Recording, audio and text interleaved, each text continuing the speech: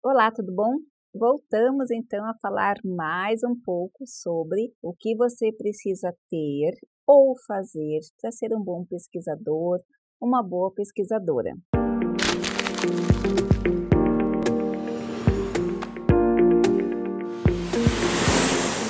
E agora, no primeiro vídeo eu falei um pouco sobre acreditar, agora nós vamos falar um pouco sobre humildade. Nossa, professora, sério que você está falando humildade para ser um bom pesquisador?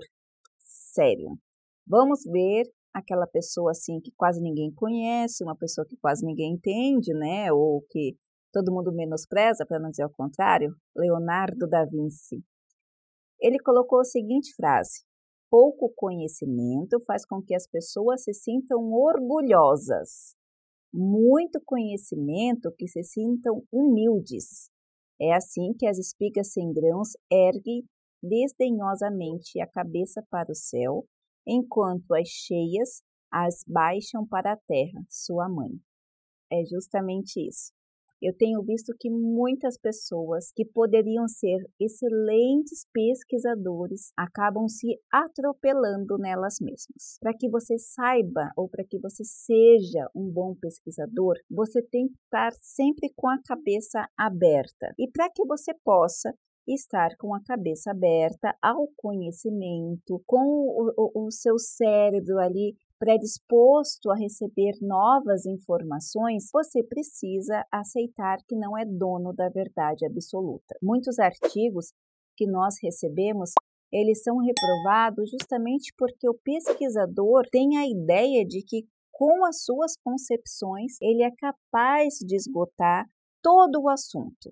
Existem alguns alunos que deixam de publicar porque não querem dividir a publicação com o orientador, sendo que toda a orientação vem do professor, que lhe ensina os caminhos, que lhe coloca posicionamento, que lhe instiga. Olha para você ver a falta de humildade. Eu já recebi alguns e-mails, não foi um, alguns e-mails perguntando revoltado, mas por que eu tenho que procurar base? Eu tenho minhas próprias concepções de pesquisa. Eu tenho as minhas próprias teorias. Justamente no universo da pesquisa, para que você possa falar de algum lugar ou dar até mesmo o seu posicionamento, você tem que deixar bem claro a partir de que ponto de vista você está colocando, a partir de que informações você está colocando. Eu não posso falar simplesmente, o cigarro mata. É minha concepção, ninguém deve fumar. Nada disso. Você vai ter que buscar mata quanto? Mata como? Como que funciona? É para todo mundo? Eu já vi, por exemplo, alguns pacientes com uma depressão muito avançada e com outros problemas psicológicos que o próprio médico falou, e para essa pessoa aqui o fumar é o de menos. Por quê? Porque existe uma concepção científica da linha de raciocínio. Então, o pesquisador ele tem que ser humilde para saber que o conhecimento ele nunca se esgota, o conhecimento ele não é absoluto e nunca está acabado. Você sempre tem caminhos que você tem que ir galgando, e quanto mais você estuda, quanto mais você conhece, você percebe que mais precisa saber. Bacana! Eu já li Jung, e aí eu vou fazer uma psicanálise junguiana. Aí você percebe que, puxa, mas Jung não responde tudo. Aí você vai para outro, aí você volta, aí você vai para outro. Puxa, mas Lacan não responde tudo. Se você está investigando uma doença, se você é da área da saúde, você percebe que a doença ela pode parecer que tem padrões para todos os pacientes, mas existe alguma unidade, algumas variáveis que não são passíveis de ser adotadas para todos. Você começa a perceber que quando você fala de N, você tem várias considerações sobre as próprias variáveis que considera esse N.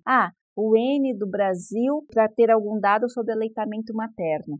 E aí você começa a perceber que esses N's, essas variáveis podem mudar de região para região, de estado para estado, de cidade para cidade, que pode envolver questões de cultura, questão de raça, questão de N questões que você vai ter que ser humilde para conseguir enxergar na sua pesquisa. Não só na sua pesquisa, mas nas outras pesquisas. Quando você começa a ter um know-how de conhecimento, quando você tem uma cabeça de pesquisador, você começa a estar preparado e, na verdade, não só preparado, como ansioso para receber novos posicionamentos. Mas é claro que você também se torna um pouco exigente no sentido do receber, porque você espera que as pessoas tenham a mesma profundidade de pesquisa do que a sua. E aí você sempre está buscando esse conhecimento e buscando até mesmo alguns embates, mas manter a humildade.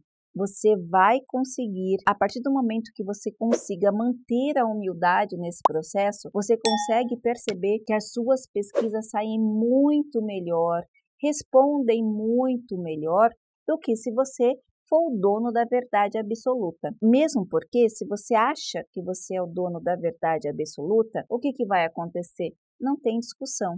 A discussão ela só é possível quando você encontra lacunas para discussão. Lacunas, não é uma discussão maléfica que eu estou me referindo. Essa discussão, essa crítica mesmo, você só vai conseguir ter quando você tem know-how, quando você procura entender o ponto de vista, quando você tem pontos de vista diferentes, quando você consegue agregar e crescer para resolver soluções. O pesquisador humilde, ele é um pesquisador que procura o tempo todo resolver problemas pequenos, grandes, macros, micros, porque tudo é problema, mas é necessária essa constante humildade. Olha, mais exemplo do que você pode ter do que essa humildade, eu vejo que muitas pessoas hoje se posicionam nos materiais confrontando ou criticando o outro sem base. Se você for estudar um pouquinho ali os livros de filosofia, os livros de sociologia,